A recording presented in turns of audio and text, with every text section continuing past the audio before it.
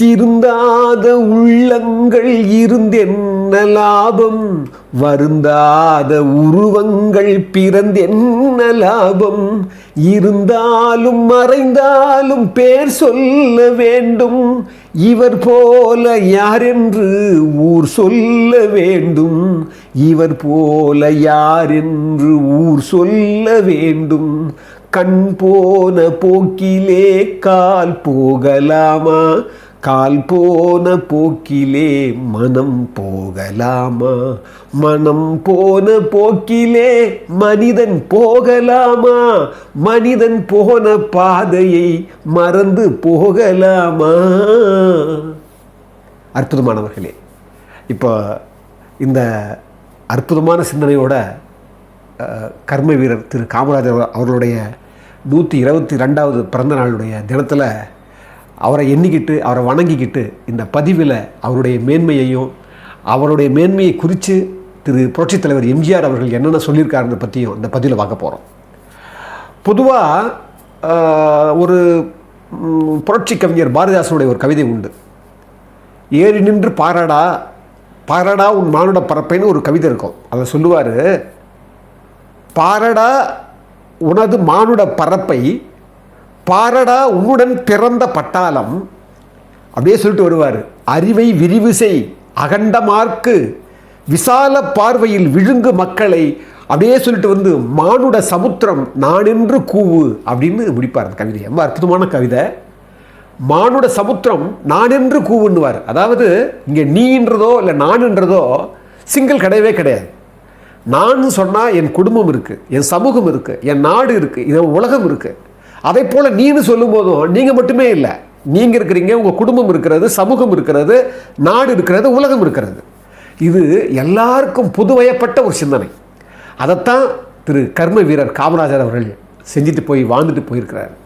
எப்பேற்பட்ட வாழ்க்கை, எப்பேற்பட்ட பொதுநலத்துண்டு, எப்பேற்பட்ட பொதுச்சேவை பாருங்கள். அவர் ஒரு 6 வயதுலேயே அவருக்கு 6 வயசு, ஒரு 6வது தான் படிக்கிறாரு. ஒரு 16வது வயசு படிக்கிற போதே 1919 அவர் ஜலியன் வாலாக் படுகொலை பற்றி படிக்கும்போது அங்கிருந்து அவருக்கு அந்த மனசுக்குள்ளே ஒரு எழுச்சி கிளம்பி கொஞ்சம் கொஞ்சமாக வந்தே மாதரம்னு அந்த தேசிய உணர்வு மகாத்மா காந்தியை பின்பற்றி அப்படியே கொஞ்சம் கொஞ்சமாக பாருங்கள். கடைசியில் அவர் அவருடைய சத்தியமூர்த்தின்னு சொல்லி சத்தியமூர்த்தின்னு ஒரு அற்புதமான ஒரு பெரிய கல்வியாளர், படிப்பாளர். அவர் தான் அந்த காங்கிரஸில் தலைவராக இருந்து அவர் கீழே ஒரு செயலாளராக இருந்து அதுக்கப்புறம் இவர் தலைவராக இருந்து இவருக்கு கீழே சத்தியமூர்த்தி செயலாளர் இருந்திருக்கிறாரு. அப்படியே வழியாக கிட்டத்தட்ட 9 வருடங்கள், கிட்டத்தட்ட 14 ஒரு தமிழ் வருட பிறப்பு. அந்த 14/4/1954 முதலமைச்சராக வராரு. 9 வருடங்கள் ஒரு பொற்கால ஆட்சியை கொடுத்துட்டு போயிருக்கிறார். அதாவது எப்படிப்பட்ட பொற்கால ஆட்சி! அந்த ஆட்சியில் பாருங்கள், ஊழல் கிடையாது, நிர்வாகத்தில் எந்த இடத்துலையுமே தவறான நிர்வாகம் கிடையாது, லஞ்ச லாவண்யம் கிடையாது, அதை போலவே நேர்மையான தர்மத்தினுடைய ஆட்சி. இங்கே பார்த்தீங்கன்னா அவருடைய ஆங்கிலேயருடைய காலத்தில் 7% இருந்த ஒரு கல்வி வளர்ச்சியை எல்லா பரவலாக்கி 37% கல்வி வளர்ச்சியாக கொண்டு வராது. கிட்டத்தட்ட ஒரு 6 பொறியியல் கல்லூரி, ஒரு மருத்துவக் கல்லூரி தஞ்சாவூரில், அதே போல் கிட்டத்தட்ட ஒரு 9 நீர்ப்பாசன அணைகள். இங்கே பார்த்தீங்கன்னா அந்த அணைகள் கட்டணம் மட்டும் இல்லை, விவசாயத்துக்கு அந்த தகுந்தபடி அந்த விவசாயத்தை பாசனம் பெருக்கிற மாதிரி விவசாயம் அந்த சாகுபடி பரப்புறதுக்கு தேவையான எல்லா வழிமுறைகளும். அதே போலவே படிச்சுட்டு அவன் எங்கே போவான் வேலைக்குன்னு சொல்லி என்ன பண்ணுறாரு, அதுக்கப்புறமா தொழிற்சாலையை கொண்டு வராரு. அந்த பெல்லெல்லாம் அப்போ தான் வந்தது. பெல், நெய்வேலி, இங்கே பார்த்தீங்கன்னா எண்ணூர், இதெல்லாம் அவருடைய காலத்தில் தான் வந்தது. அதாவது இந்த பதிவு போதாது. ஏன்னா இது இப்போ இதை சுருக்கிக்கிட்டு போகிறேன்னா, அப்படிப்பட்ட ஒரு கர்ம வீரர் காமராஜர் சாதாரணமாக வெறும் முதலமைச்சர் மட்டும் இருந்தில்லை, கிட்டத்தட்ட 12 வருடம் தமிழ்நாடு காங்கிரஸ் தலைவராக இருந்திருக்கிறார். 5 வருடம் அகில இந்திய காங்கிரஸ் தலைவராக இருந்திருக்கிறார். 2 முறை திரு லால் பகதூர் சாஸ்திரியும் திரு இந்திரா காந்தி அம்மாவையும் கொண்டு வந்தவர். அவர் தான் கிங் மேக்கராக இருந்திருக்கிறார்.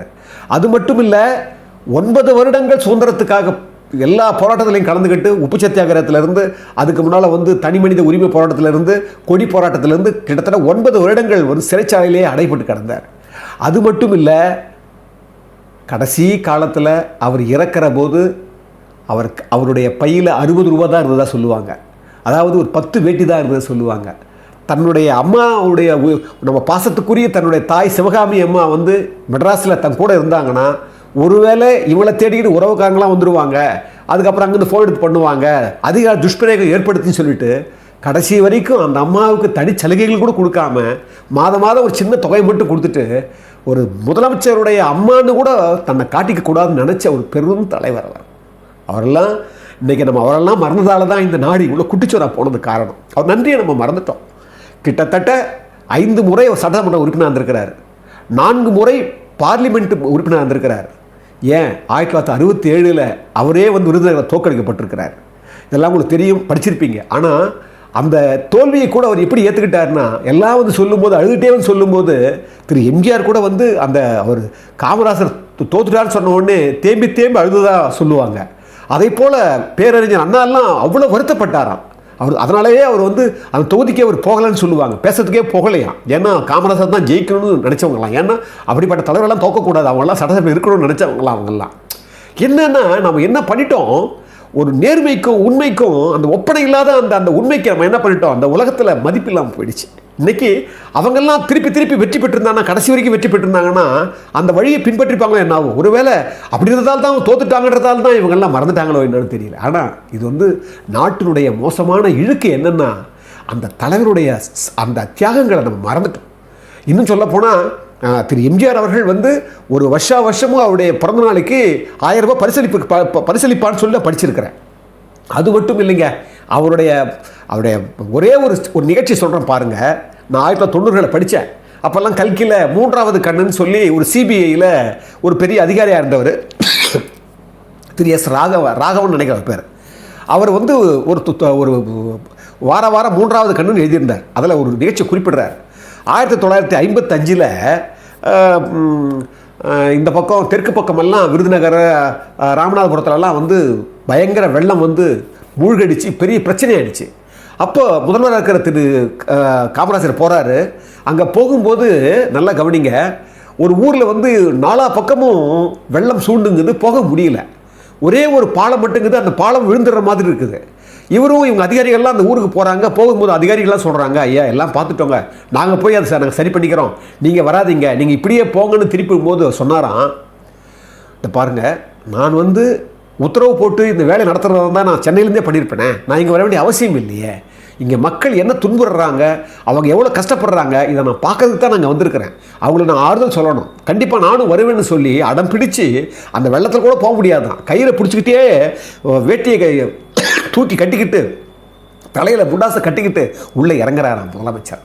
அது குறித்து அப்போவே திரு பேரறிஞர் அண்ணா அவர்கள் அவருடைய பத்திரிகையில் எழுதுகிறாராம், இப்படிப்பட்ட ஒரு முதல்வரை நாம் பெற்றிருக்கிறோம் பாருங்கள், மக்களுக்காக வந்து அவரே இறங்கி போன அந்த அப்படி ஒரு காட்சியை வந்து நம்ம இப்போ பெருமைப்படணும்னு சொல்லி அப்போவே பாராட்டி எழுதியிருக்கிறாரு அறிஞர் அண்ணா அவர்கள்.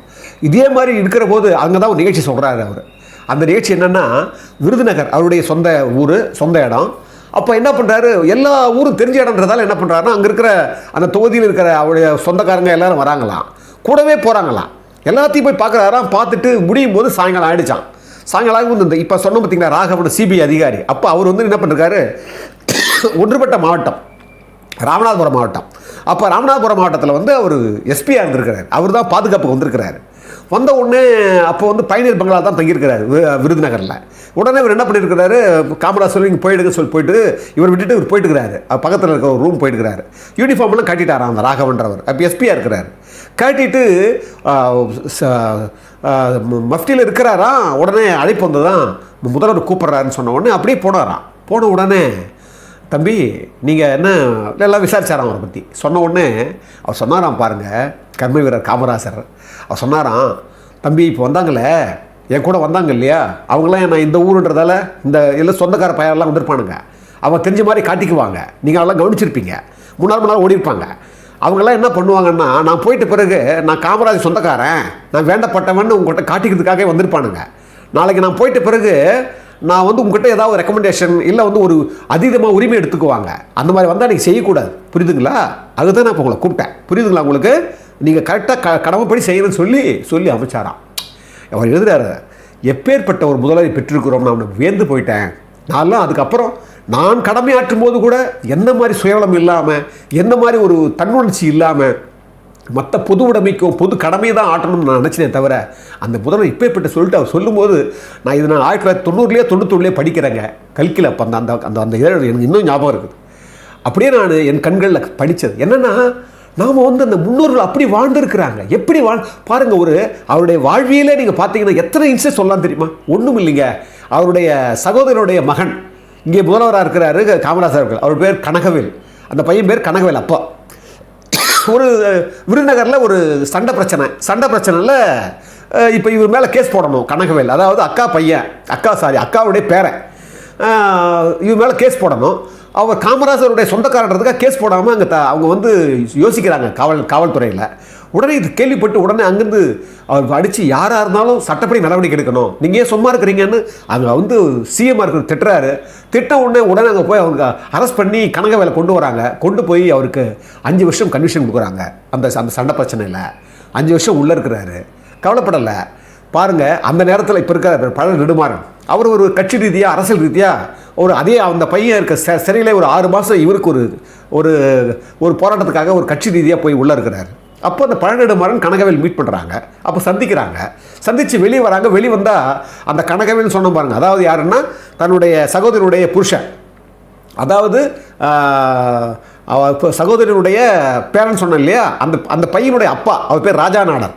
அந்த ராஜா நாடர் என்ன பண்ணுறாரு, பழநெடுமாறனை மீட் பண்ணுறாரு. மீட் பண்ணி அந்த நேரத்தில் பார்த்தீங்கன்னா அம்மா சிவகாமி அம்மா வந்து உடம்பு நலம் சரியில்லாமல் இருக்கிறாங்களே, அவங்கள பார்க்கணுன்ற அந்த பேரன் ஆசைப்படுறான்னு சொல்லி பழநெடுமாறன்கிட்ட அந்த ராஜா நாடர் அந்த பையனுடைய அப்பா சொல்கிறாரு. சொன்ன உடனே இவர் என்ன பண்ணுறாரு, திரு பழநெடுமாறன் அவர்கள் நேராக அந்த மாவட்ட ஐபிஎஸ் அதிகாரிக்கு போகிறாரு.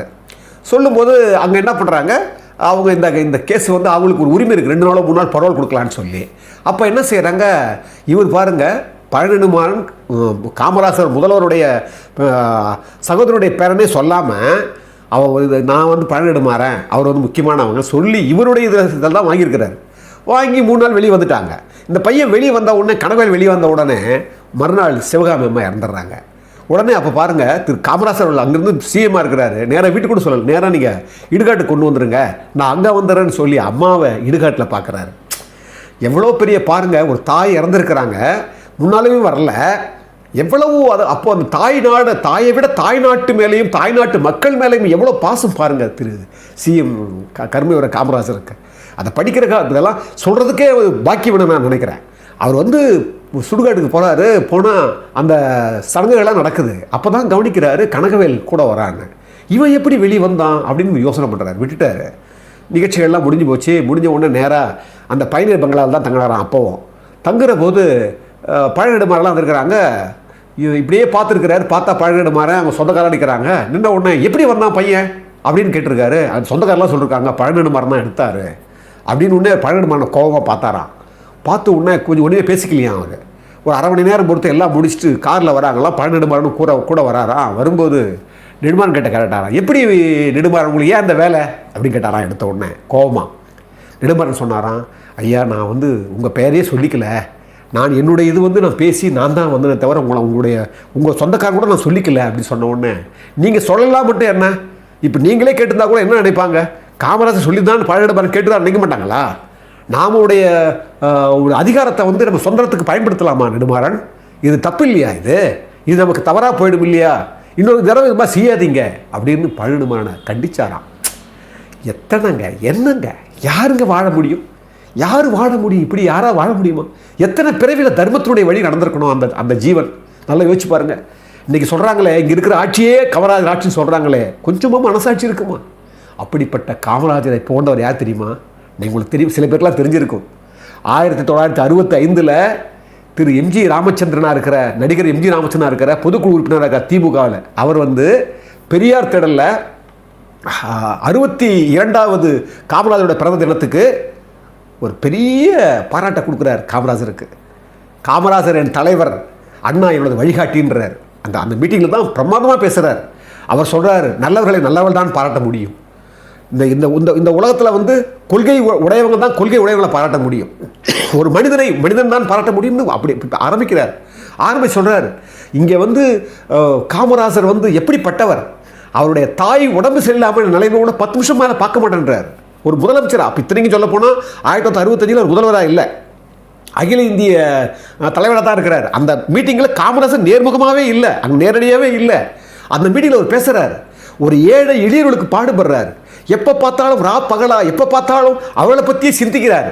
அப்போ இப்படிப்பட்ட சிந்திக்கிறவுடைய கொள்கையை நான் என் கொள்கையாக எடுத்துக்க கூடாதா? நான் திமுக சேர்ந்தவன் தான், ஒரு பொதுக்குழு உறுப்பினராக சேர்ந்தவன் தான். நான் என்னோட அண்ணா தான் என் தலைவர்.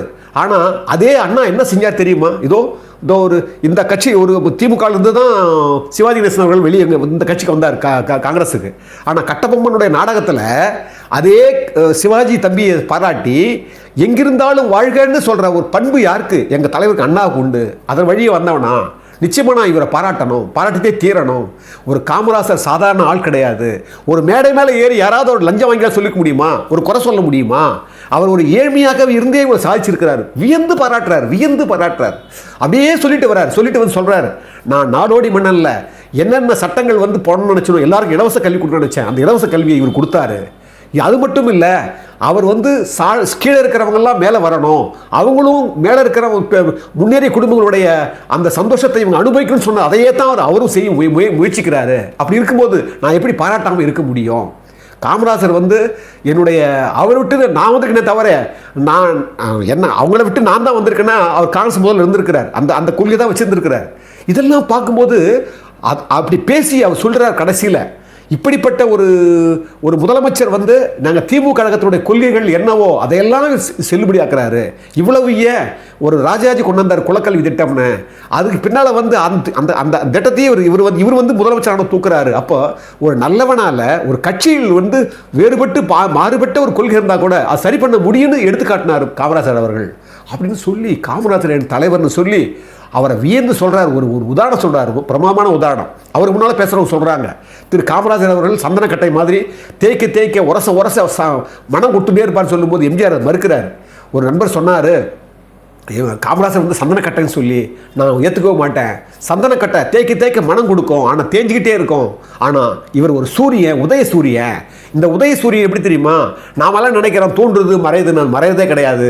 அது நாம தான் எப்போவுமே அது இருந்துட்டு தான் இருக்குது. பூமி சுற்றும் போதும் அது சுற்றி வரும்போது தான் மறையிறது தோற்றம் தெரியுது. இது ஒரு தோற்றம் தானே தவிர அந்த மாதிரி உதய சூரியன் அவருடைய புகழும் அவருடைய சேவையும் என்றைக்குமே மறையாது. அது உதய சூரியன் சொல்லி பகிரங்கமாக பாராட்டுறார்.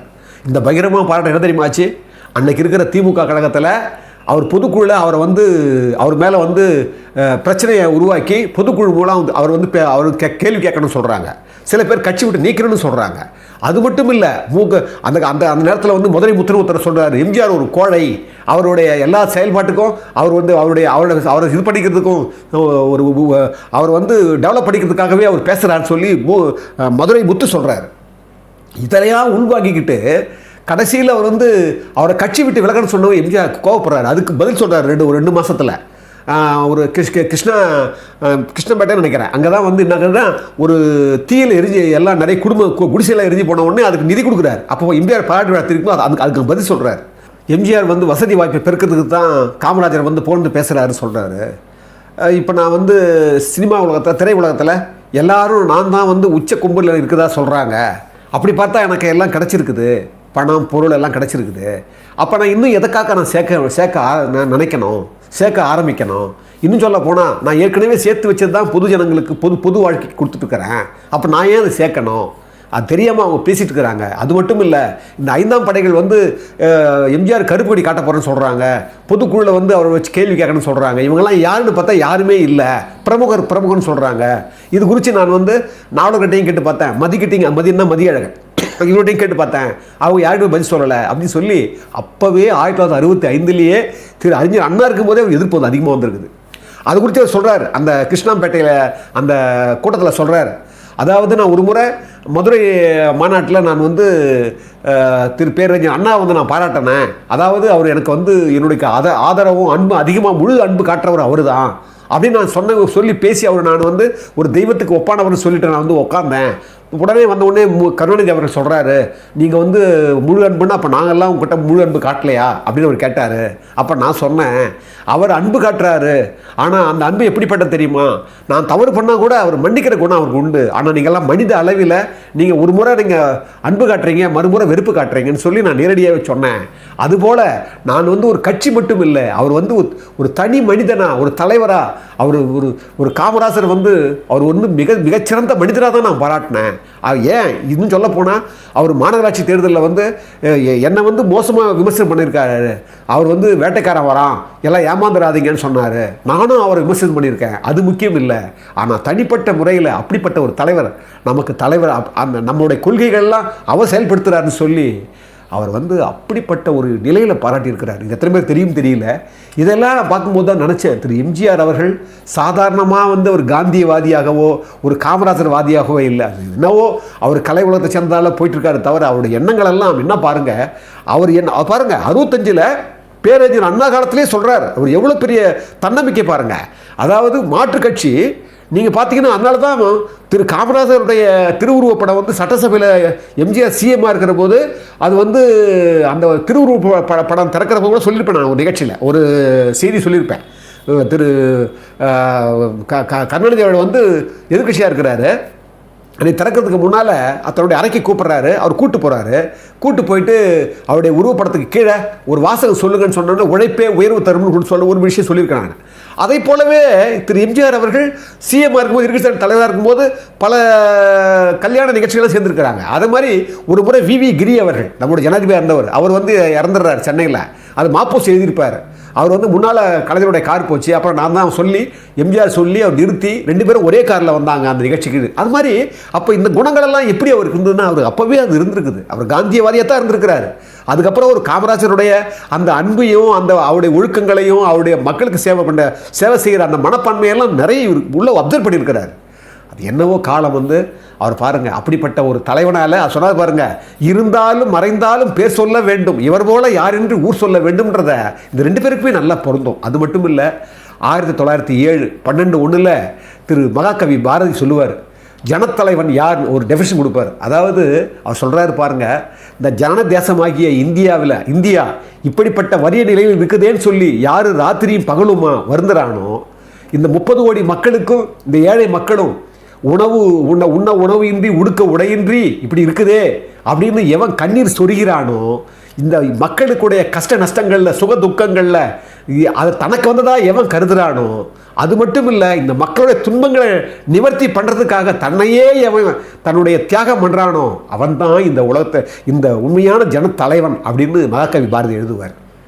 அதுக்கு உதாரணங்கள் தான் இந்த 2 பேருமே. கர்ம வீரர் காமராஜன் நான் சொல்லுவேன், திரு எம்ஜி ராமச்சந்திரன் புரட்சித் தலைவர் எம்ஜிஆரையும் சொல்லுவேன். ஏன்னா 2 பேருக்கும் நிறைய பேருக்கு வந்து வித்தியாசம் இருக்கும். ஆனால் நாங்கள் உள்ள ஆண்டு பார்த்தீங்கன்னா இந்த எதிர்காலம் வந்து திரு எம்ஜி ராமச்சந்திரனுடைய அவருடைய வசதிகள் வாய்ப்புகள் வேற மாதிரி இருக்கும். ஆனால் அவர் பாருங்கள் எப்பேற்பட்ட பதவியெல்லாம் இருந்து ஏழையாகவே மறைஞ்ச அந்த தெய்வத்தினுடைய இந்த நினைவு நாளில் இந்த 2 தெய்வங்களையும் இந்த மனித தெய்வங்களையும் நாம் வணங்குவதில் மட்டுமில்லை நினைவுபடுத்துவதிலும் நாம் பெருமை இழந்து பூரிப்பு அடைய வேண்டும் என்று சொல்லி இந்த அற்புதமான பதிவை இவ்வளோ கேட்டதை உங்களை எல்லோரும் நான் வணங்குகிறேன். அன்புள்ள கொண்டவர்களே, இந்த தமிழ் தீக்கு உங்களால் நன்கொடை கொடுக்க முடிந்தா, உங்களுக்கு அந்த அளவில் நிலை இருந்ததுன்னா நிச்சயமாக எங்கள் உதவுங்க. இது எங்களுக்கு தேவைப்படுகிறது.